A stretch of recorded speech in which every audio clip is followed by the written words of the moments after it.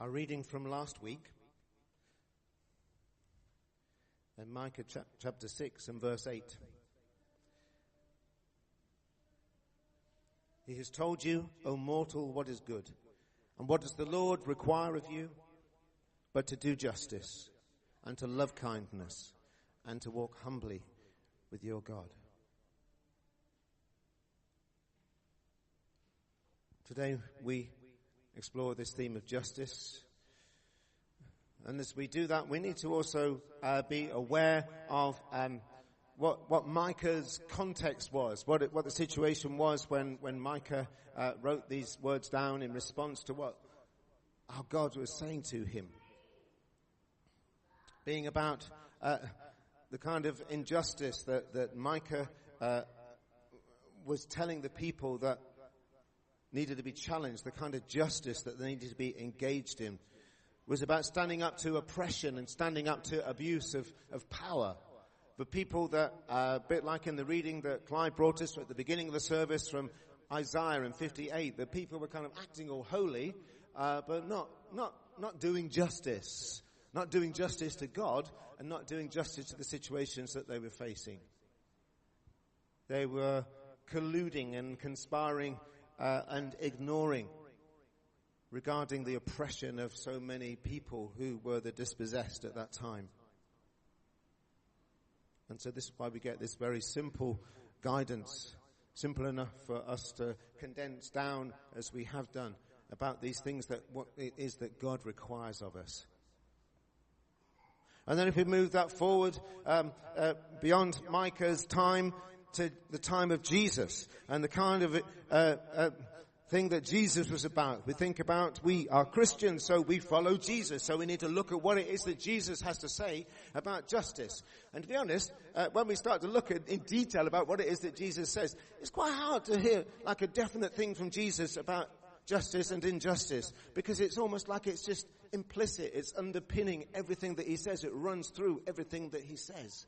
But we see it in things like when Jesus stands up in the synagogue in his hometown and he sets out what his agenda is, what his platform is that he is running for Messiah on. And it's about setting the captives free. It's about breaking the chains of injustice with people. When he gives the Sermon on the Mount and he delivers the Beatitudes, and blessed are all of these people and those people, the people that he is saying are blessed, and the people that he's saying, if we read in Luke's version of it, who he's saying, woe to you people, it's woe to the rich, woe to those who are oppressing the poor, and it's the poor, it is the meek who will be blessed. This is what the justice of Jesus of Nazareth is about. That the last shall be first and the first shall be last, not the normal order of things. That those people that are on the outside, the female outsiders in society, who Jesus would be welcoming in and not turning away.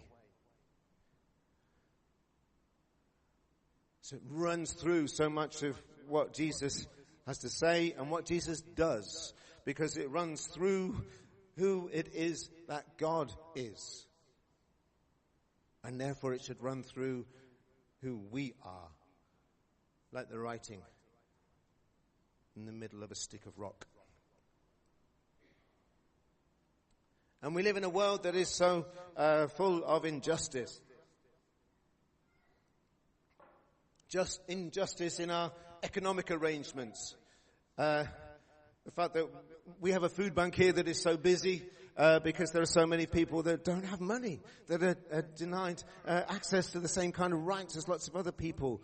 We, as a city, suffer because of the way the city council run the city, but we suffer because of the way that the city council is not given the same amount of money as other councils are. We're the biggest local authority, and yet we don't get any allowance made for the poverty and the deprivation that there is in Birmingham compared with a nice town somewhere in Surrey. Can't think of an example off the top of my head. Injustice. Is there justice or injustice at work in the way that, if you're a Birmingham resident, then, the bin strike, the way that that's been handled, the way that that's working? There's a sense of injustice on the part of those people that are the workers, but also the city council officials and the city councillors probably feel a sense of grievance about what they're trying to do. Where is the justice or the injustice in the whole wave of knife crime at the moment?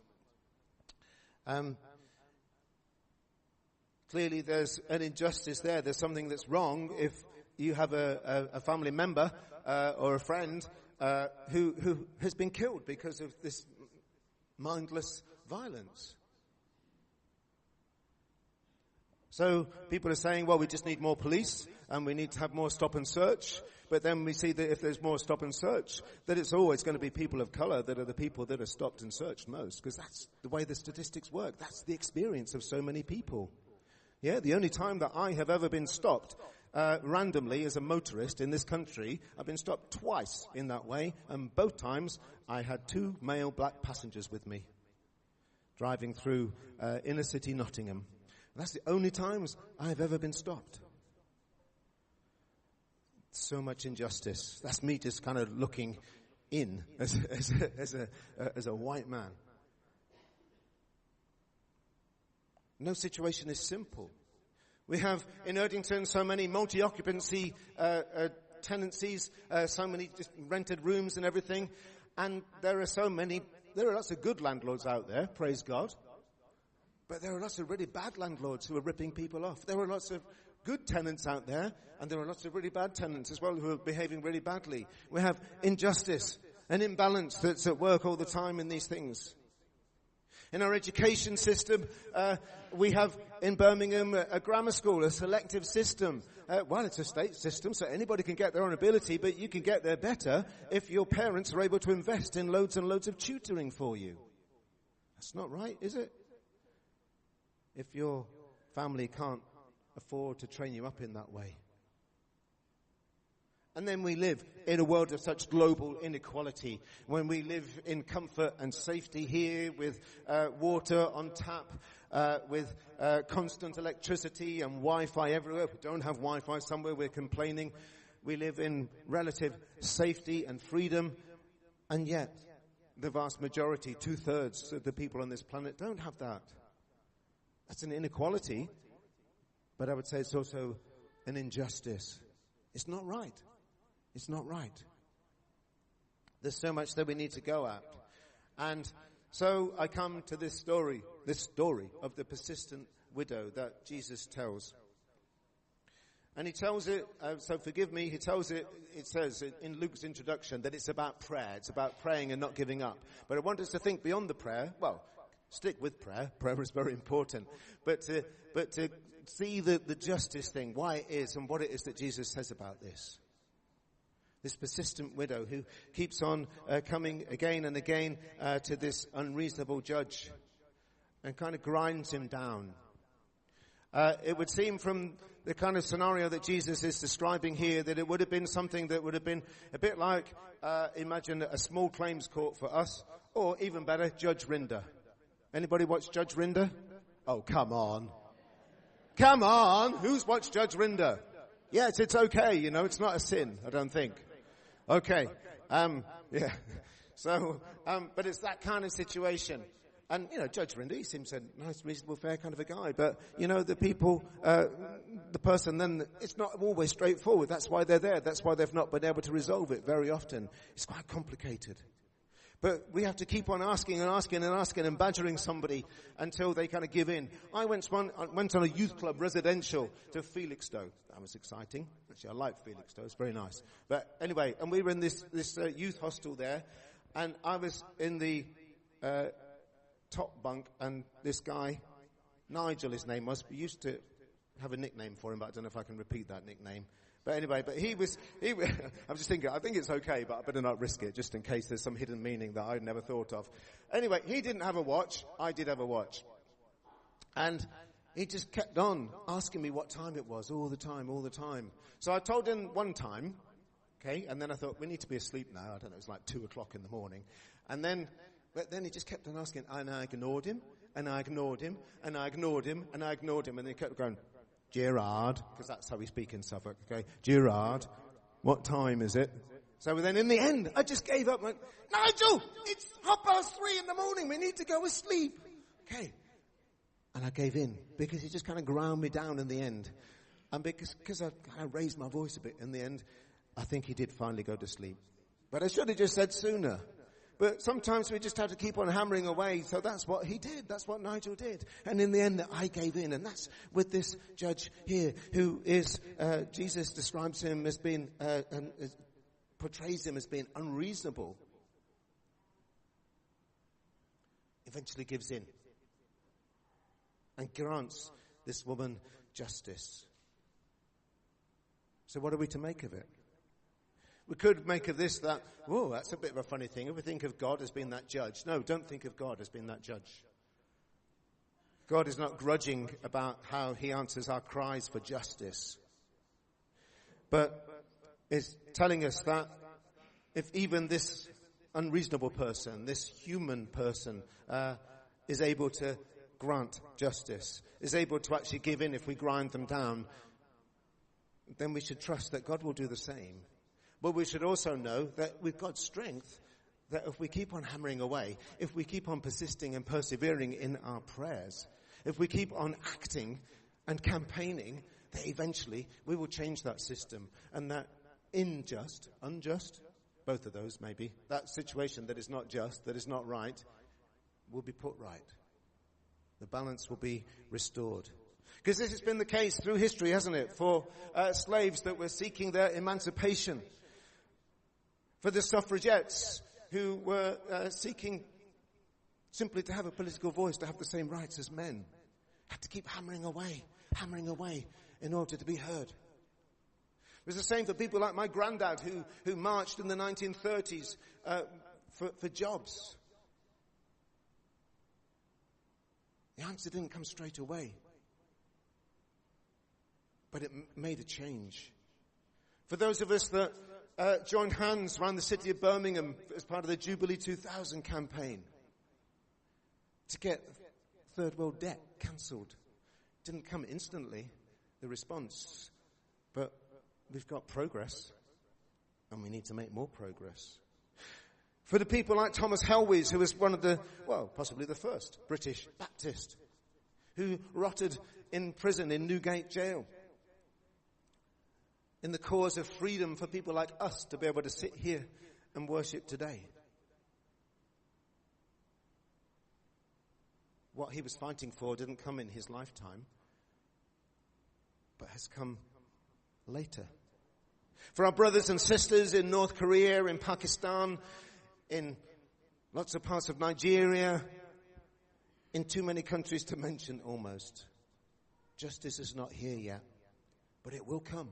It will come. And we have to trust that even if some uncaring judge or some uncaring official can be ground down by these things, God, whose heart is justice, whose desire for us, for his people, for all people, is to live in that balanced way of things being right, then it will come. That justice will come. And so the widow asks and asks and asks. Let me read the passage just to remind us, because sometimes we maybe lose that focus. Then Jesus told them a parable about their need to pray always and not to lose heart. He said, in a certain city there was a judge who neither feared God nor had respect for people. So this was not a good person. In that city there was a widow who kept coming to him and saying, grant me justice against my opponent. For a while he refused, but later he said to himself, though I have no fear of God and no respect for anyone, yet because this widow keeps bothering me, I will grant her justice, so that she may not wear me out by continually coming. And the Lord said, listen to what the unjust judge says, and will not God grant justice to his chosen ones who cry to him day and night? Will he delay long in helping them?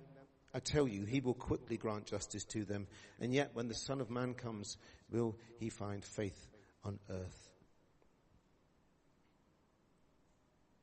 So she seeks and she seeks and she seeks in the face of this very stubborn judge.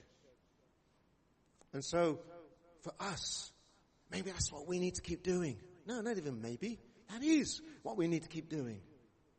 To keep on seeking that justice, to keep on praying and praying about those situations, some of the ones I've mentioned and some of the ones that are on our heart, those things that are not quite right in this life, those things that need putting right.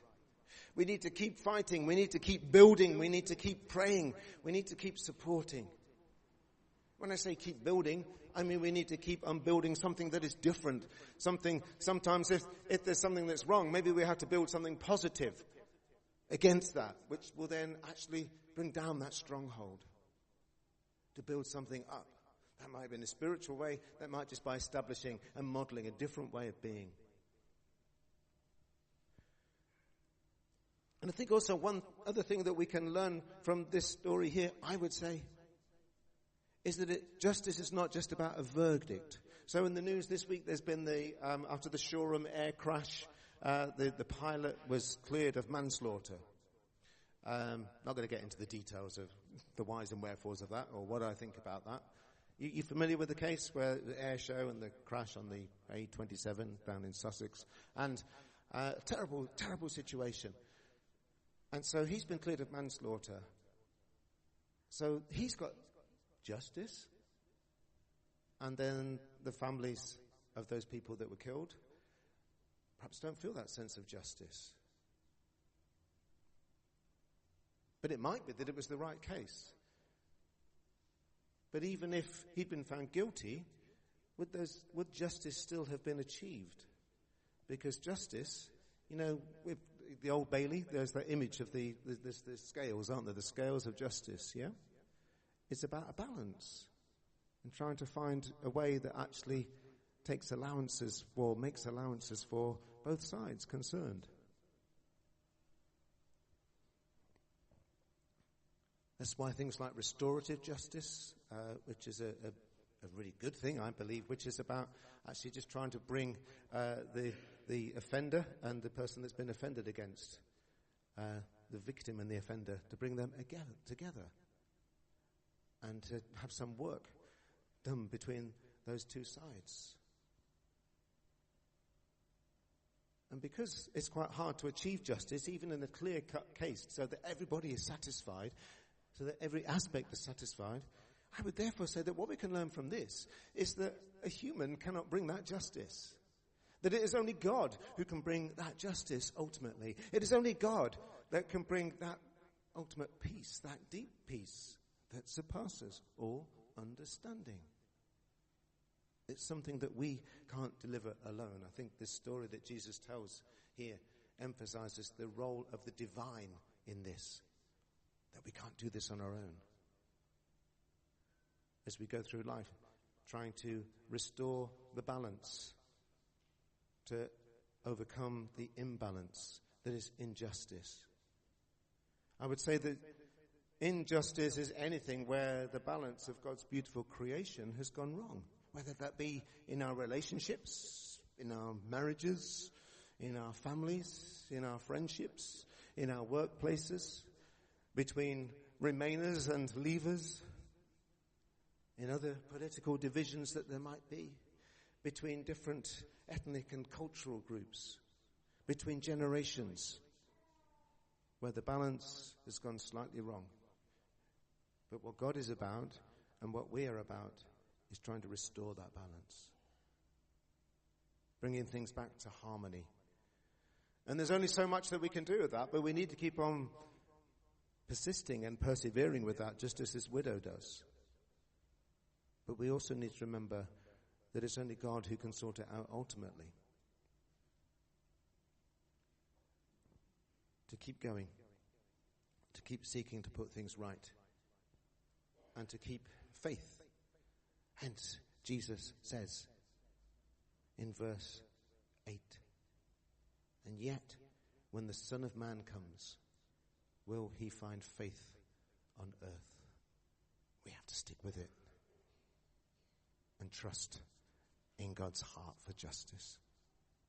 Amen.